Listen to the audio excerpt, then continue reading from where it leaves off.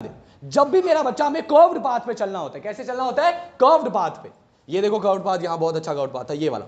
जब भी हमें एक कर्व्ड पाथ पे कर्व लेना होता है, क्या लेना होता है? कर्व लेना होता है, तो हमें एक चीज की जरूरत होती है, और वो है मेरा बच्चा सेंट्रीपिटल फोर्स। किसकी जरूरत होती है? Centripetal force. Centripetal force. देखो कितनी प्यारी है फिजिक्स, अब आपको प्यार हो जाएगा, मजाक नहीं करो। जब भी मुझे कर्व रोड पे जाना है, मुझे कर्व लेना है, मुझे एक टर्न लेना है, और टर्न तीखा है, मतलब काफी ज्यादा बेंडिंग है, कर्व बहुत ज्यादा है, तो मुझे क्या लेना पड़ता है? मुझको सेंट्रीपिटल फोर्स का सहारा लेना पड़ता है। अगर ये फोर्स नहीं लगेगा, अगर ये फोर्स, तो बॉडी टर्न नहीं ले पाएगी। तो किया क्या इन्होंने? देखो, अगर रोड स्ट्रेट है, अगर रोड स्ट्रेट है, मतलब कर्व हो रही है बट स्ट्रेट है, कर्व हो रही है बट स्ट्रेट है, तो क्या होता है? देखो, सेंट्रीपिटल फोर्स वो फोर्स होता है जो कहां लगता है? सेंटर की तरफ। कहां लगता है? सेंटर की तरफ। ठीक है, अब कौन सा फोर्स सेंटर की तरफ लगेगा? अगर रोड लेवल है ना बेटा, तो सिर्फ एक ही फोर्स लगता है, उसको बोलते हैं फ्रिक्शन। क्या बोलते हैं? सिर्फ फ्रिक्शन लगता है सेंटर की तरफ। क्या लगता है? फ्रिक्शन। अब इन्होंने कहा कि चलो ऐसा करते हैं, अगर सिर्फ फ्रिक्शन लग रहा है, अगर सिर्फ फ्रिक्शन लग रहा है, तो हम क्या करते हैं? देखो, ये ऐसे करके इधर घूमेगा, बेचारा बोल रहा है अगर मैं सीधा, अगर मैं बिल्कुल अपनी बाइक को सीधा रखूंगा ना, कैसे रखूंगा? सीधा, तो और मैं टर्न लेने की कोशिश करूंगा, तो क्या होगा? मेरे टायर्स जल के फट जाएंगे, मेरे टायर्स जल जाएंगे। क्यों? इतनी, देखो यार, फ्रिक्शन चाहिए होगी ना, ज्यादा फ्रिक्शन ज्यादा चाहिए होगी, तो टायर्स क्या हो जाएंगे? हाँ, जल जाएंगे, घिस जाएंगे। ऑब्वियस सी बात है, फ्रिक्शन क्या करता है? हीट जनरेट करता है। क्या जनरेट करता है? हीट। तो वो जो हीट जनरेट होगा, उससे टायर्स खराब हो जाएंगे। तो इन्होंने दिमाग लगाया, एक नेचुरली बात है ये। इन्होंने सोचा कि अगर मुझे टर्न लेना है, क्या लेना है? एक मैं बताता हूं, जब आप खड़े हो ना, मुझे आप बताओ आप खड़े क्यों? Tell me about. मैं जैसे अभी इस फ्लोर पे स्टैंड कर रहा हूं, क्या मुझे अर्थ अट्रैक्ट कर रही है? कर रही है ना, कर रही है ना, बट मैं इस धरती को फाड़ के अर्थ के सेंटर में क्यों नहीं जा रहा? हाँ? एक सेकंड सोचो ना, मैं भी खड़ा हूं, मेरे साथ एक हाथी भी खड़ा है, और मेरे साथ एक बुलडोजर भी खड़ा है। हम सबका मास क्या है? सेम या अलग अलग? बट क्या ऐसा होता है कि कोई धरती फाड़ के अंदर चला जाए? क्यों? पता है तुम्हें? एक और फोर्स है, बहुत सारे फोर्सेस हैं। जब हम वेक्टर्स पढ़ लेंगे और मोशन पढ़ लेंगे ना, तो मैं आपको पढ़ाऊंगा टाइप्स ऑफ फोर्सेस।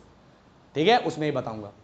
मेरे को अर्थ क्या कर रही है? अट्रैक्ट कर रही है, बट मैं अंदर क्यों नहीं जा रहा? क्योंकि ये जो फ्लोर है, ये मेरे ऊपर एक फोर्स लगा रहा है, जिसको बोलते हैं रिएक्शन फोर्स।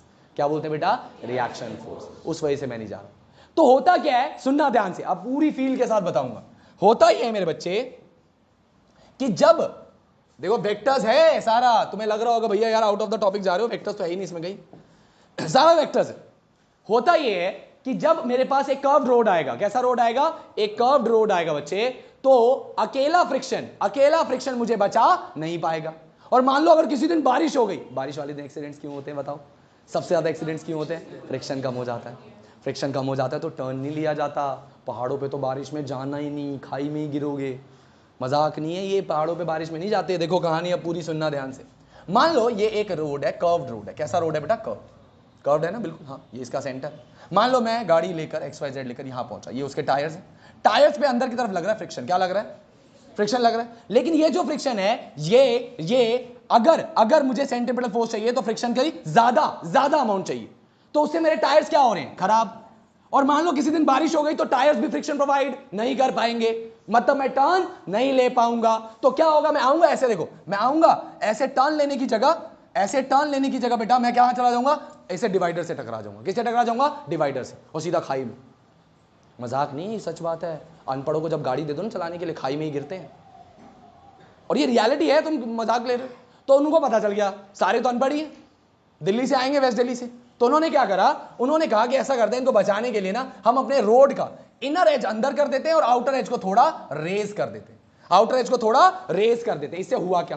पहले सड़कें ऐसी थी, फिर वेस्ट दिल्ली के बारे में पता चला, तो उन्होंने ऐसे कर दी। मजाक नहीं, ऐसे कर दी। पहले तेरे पे रिएक्शन फोर्स कैसा लग रहा था? ऐसे। कैसे? ऐसे लग रहा था, है ना? ये धरती मां और रिएक्शन फोर्स ऊपर लगा रही थी तेरे पे। धरती मां हमेशा परपेंडिकुलर फोर्स लगाती है। कैसा लगाती है? अब हमने कहा धरती मां आप ऐसे तो नहीं करोगी, तो हम आपको ऐसे कर देते हैं। तो अब रिएक्शन फोर्स कैसा लगेगा? सोचो, ऐसा या ऐसा? ऐसा लगेगा। सोच लो कैसा लगेगा? ऐसा।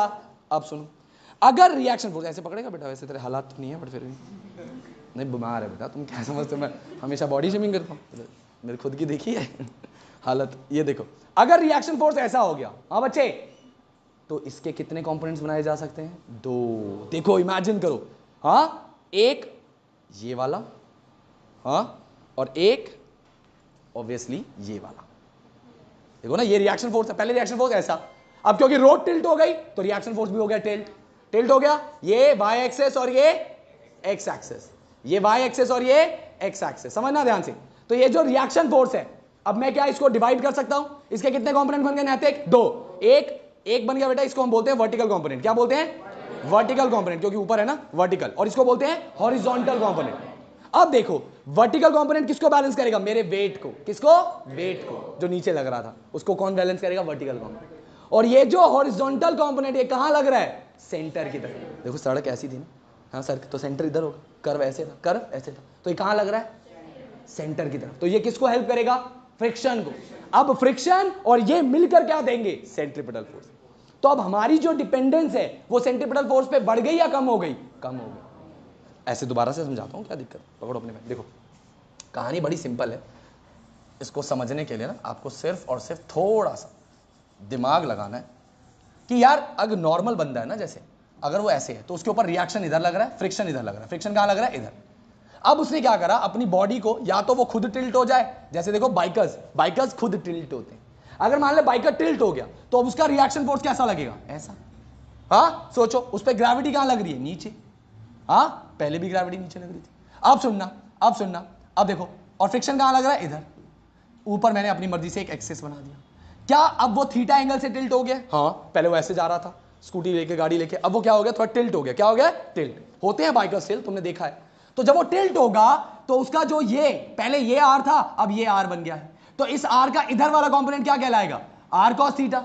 वो किसको बैलेंस करेगा? mg को। और इधर वाला कंपोनेंट क्या हो जाएगा? R sine theta. जो बैलेंस नहीं करेगा ऐड हो जाएगा किसमें? फ्रिक्शन।